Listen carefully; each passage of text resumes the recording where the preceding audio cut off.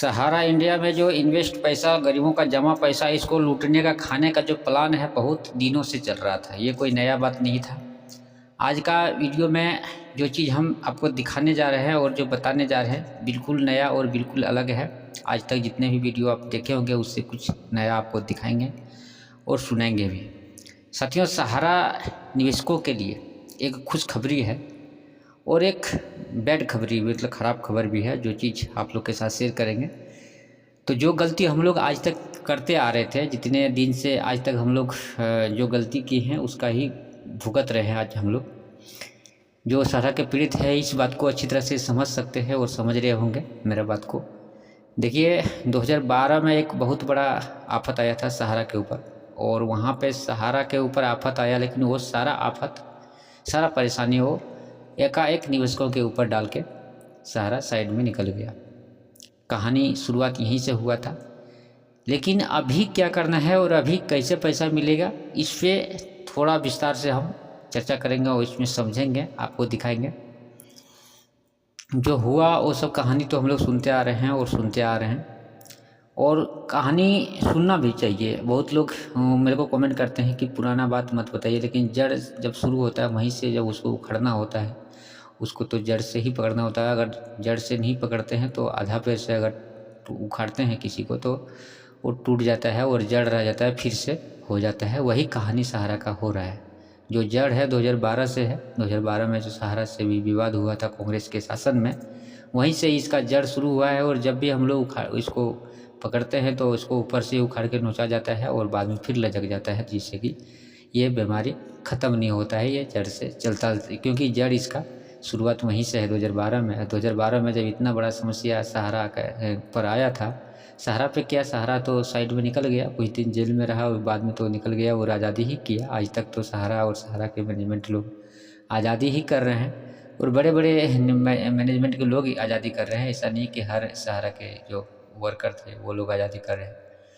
क्या है कि वो लोग, कुछ लोग पैसा बना लिया तो अपना अलग अलग धंधा करके सेटल हो गया है, बस फ़ायदा वो लोग को यही है। इसमें मरण गरीब लोग का है।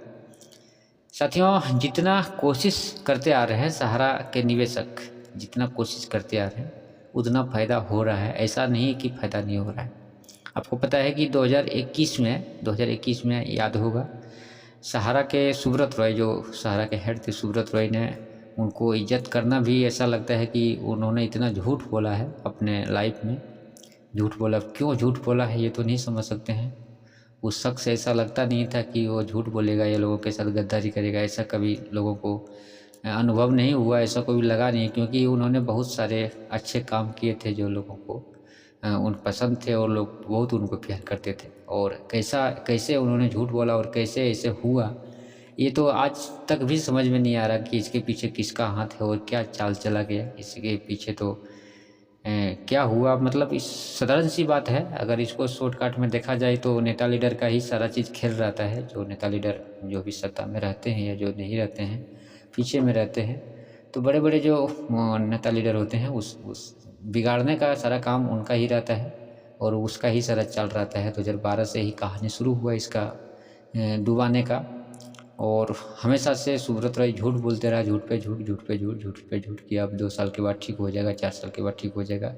और जिसमें कि हम उनको मानते थे, हम ये मानते थे कि शायद हो सकता है कांग्रेस की सरकार की वजह से ऐसा हुआ था, उनका सत्ता था, ऐसा हुआ था। और ऐसा नहीं है कि कोई भी सरकार रहेगा, कोई भी तो कानून उनके सब हाथ में रहेगा, सरकार ही कानून तरक्की करता है, ऐसा नहीं है। सरकार कोई भी हो लेकिन कानून सबके लिए बराबर है। अगर वो गलती करता है तो उनके ऊपर भी कार्रवाई होता है। ये हमारा कानून और कोर्ट में है।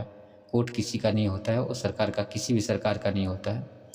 लेकिन अगर सरकार के विपक्ष मजबूत ना हो तो सरकार वहाँ से मनमानी शुरू करता है। अगर विपक्ष मजबूत हो, सरकार के पक्ष में जो विपक्ष होता है वो अगर मजबूत होता है तो सरकार वहाँ पे मनमानी नहीं कर सकता है। विपक्ष मजबूत नहीं होने के कारण ही जो सत्ता में बैठा रहता है वो मनमानी करता है। ये चीज़ आप समझिए, किसी भी लागू होता है किसी भी चीज़ पे। तो यहाँ पे सबसे बड़ी जो उम्मीद है आज का डेट में, अभी जो डेट में उम्मीद है कि सहारा का पैसा मिलेगा, कुछ बढ़ के मिलेगा, क्योंकि 3-4 महीना से 6 महीना से पैसा जो 10-20 हज़ार आता था वो भी रुक गया है, वो भी बंद हो गया अभी।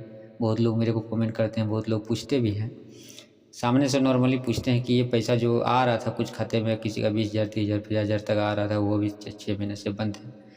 तो मैं इसके ऊपर भी रिसर्च किया, पता किया, कुछ लोगों से बात किया, तो उसमें पता चला कि अभी सरकार की तरफ से ही, गवर्नमेंट की तरफ से ही इसको बंद कर दिया गया है।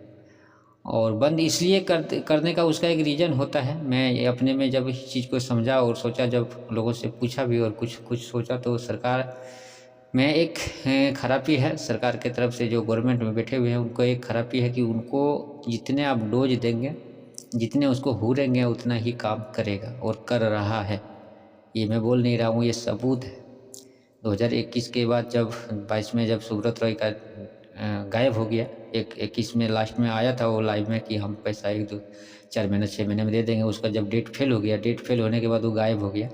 और गायब होने के बाद 2023 में जब पता चला कि वो मर चुका है, वो दुनिया से चला गया, तब लोगों का एक उम्मीद ख़त्म हो गया कि अब कोई उपाय नहीं है, अब आंदोलन के अलावा कोई ऑप्शन नहीं है।